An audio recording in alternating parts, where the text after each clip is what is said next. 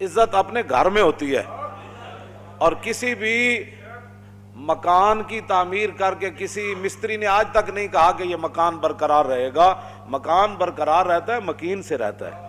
تو مکان جو برقرار رہتا ہے وہ مکین کی پاور سے رہتا ہے، دیکھ بھال سے رہتا ہے. تو جب تم خود ہی اسلام کے لیے ڈاکو بنے ہوئے ہو تو پھر اگر انہوں نے قرآن جلانے، جب تم خود یہاں قرآن کو نصاب سے نکال رہے ہو تو کس منہ سے ہم ان کو، وہ معزز تھے زمانے میں مسلمان ہو کر اور ہم خار ہوئے تارک قرآن ہو کر.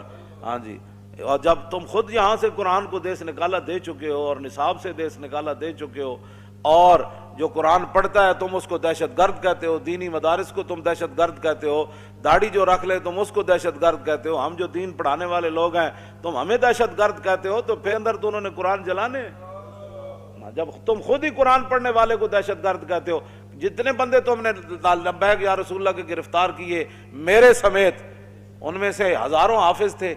تو جب تم خود حافظوں کو جن کے سینے میں قرآن موجود ہے تم خود ان کو ہتھکڑیاں لگاتے ہو اور ان کو کہتے ہو یہ دہشت گرد ہے، تو پھر کافروں سے کیا امید رکھتے ہو کہ وہ قرآن کی تعظیم کریں گے؟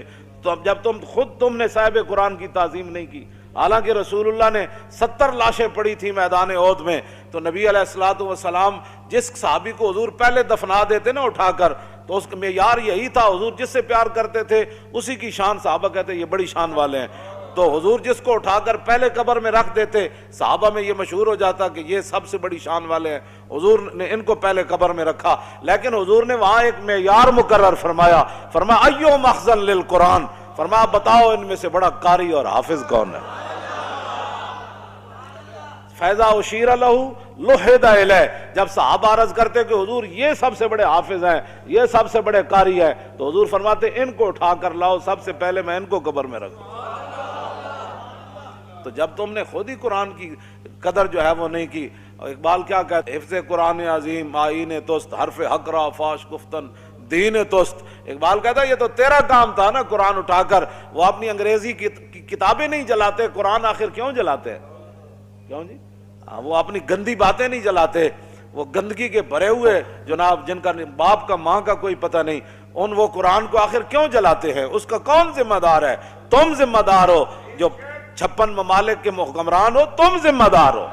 ہاں، تم قرآن کی بے ادبی کروانے کے ذمہ دار ہو، تم اسلام کے مذاق اڑانے کے ذمہ دار ہو. تو ہڈے اندر جو کوئی دم خم ہوتا کیوں جی؟ نور الدین زنگی نو حضور نے ستیاں جا جگایا مصر چو، اور بھی بڑے حکمران سن. تو اس کی وجہ یہی تھی کہ نور الدین زنگی نے دارالحدیث بنائے تھے، بڑی بڑی عمارتیں تعمیر کرائی تھیں کہ یہاں بیٹھ کر شیخ الحدیث حضور کی حدیثیں سنائے، رسول اللہ کے فرامین سنائے. ان کو لاکھوں لاکھوں روپے مولویوں کو تنخواہیں دی، بڑے بڑے علماء کو، محدثین کو، کہا کہ آپ کا اور کوئی کام نہیں ہے، جو چاہے میں دوں گا، لیکن یہاں بیٹھ کر حضور کی حدیث پڑھاؤ. تم نے اہل قرآن کی کیا عزت کی ہے؟ حضور نے تو قرآن ہی کو علم قرار دیا.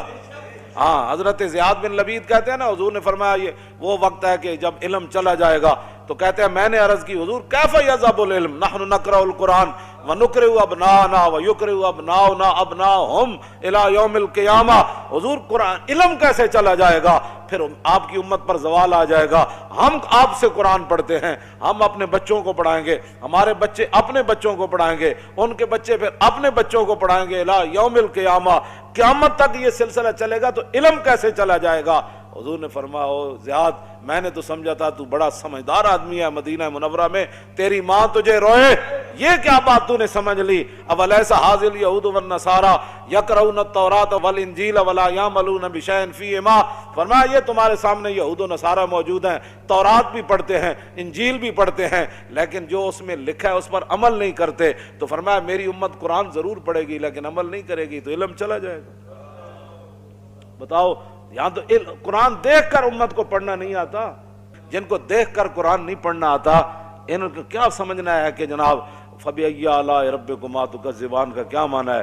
कुल्लु मन अलैहा फ़ान व यब्का वजहु रब्बिका ज़ुल जलाल वल इकराम का क्या माना है?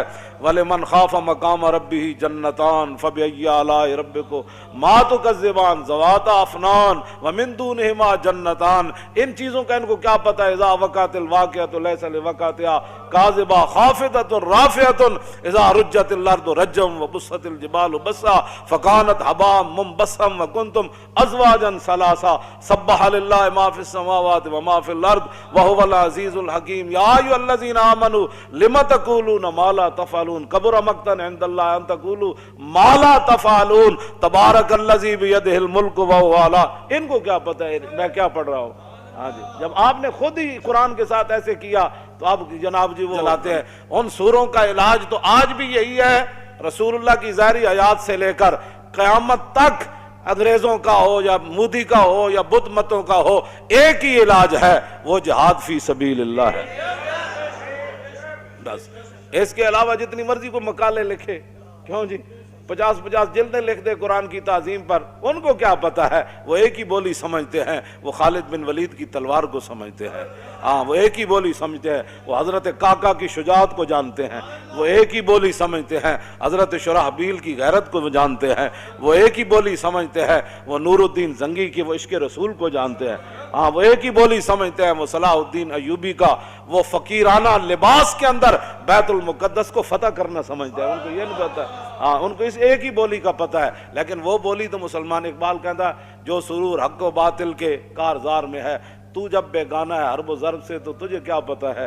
हाँ जी, कहता जेड़ा लुत्फ लड़न ते मरण ते मारन नाल आंदा है ना, इन्नल्लाह अश्तरा मिनल मुमिनीना अनफुसहुम व अम्वालहुम बिअन्ना लहुमुल जन्नह युकातिलूना फी सबीलिल्लाह फयक्तुलून व युक्तलून। मुसलमान तो हर मसले में फायदे में है, मर जाए तब भी फायदा, मार दे फिर भी फायदा। ये तो कुरान की नस है, यक्तुलून व युक्तलून। क्यों जी? हाँ जी, लड़ो मर जाओ या मारे जाओ दोनों फायदे। इन्नल्लाह अश्तरा मिनल मुमिनीना अनफुसहुम व अम्वालहुम बिअन्ना लहुमुल जन्नह युकातिलूना फी सबीलिल्लाह फयक्तुलूना व युक्तलूना वादन अलैहि हक्कन फित तौरात वल इंजील वल कुरान। क्यों जी? ये तो हमने वादा कर रखा है पहली किताबों में और कुरान में भी वादा कर रखा है कि जनाब गाजी भी हो उसको भी सवाब मिलेगा, जो शहीद हो जाए उसको भी सवाब मिलेगा। हम मुसलमान तो लेकिन कुरान को तो पढ़ना ही नहीं है ना कुरान। क्यों जी? बयान में नुक्ता तौहीद तो आ सकता है, तेरे दिमाग में बुतखाना हो तो क्या कहिए। क्यों जी? हाँ, वहदहुल्ला शरीक दा माना तो तेन समझ कोई ना आया ना, वरना किरतारपुर ते इतना खुश होने की किसी ने जरूरत ही कोई नहीं सी। मजीद वीडियोस और अपडेट्स के लिए YouTube पर अल्लामा खादिम Hussain Rizvi official channel subscribe करें और बेल आइकॉन पर भी क्लिक करें।